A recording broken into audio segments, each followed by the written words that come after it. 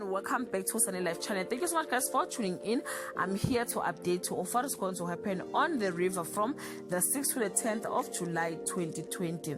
On Monday, Zweli is grasping a straw to save someone he loves who is in harm's way.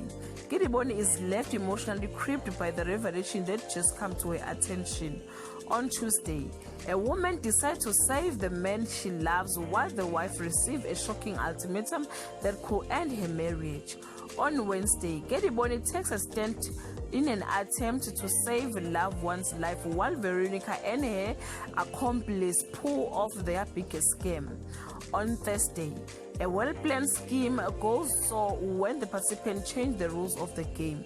Gediboni pulls a trend-worthy stand to make her voice heard. On Friday, a young lady learns a hard truth that she was not prepared for. Guys, this is all I have for today. You can leave your comment below and share your thoughts. Till once again, bye guys.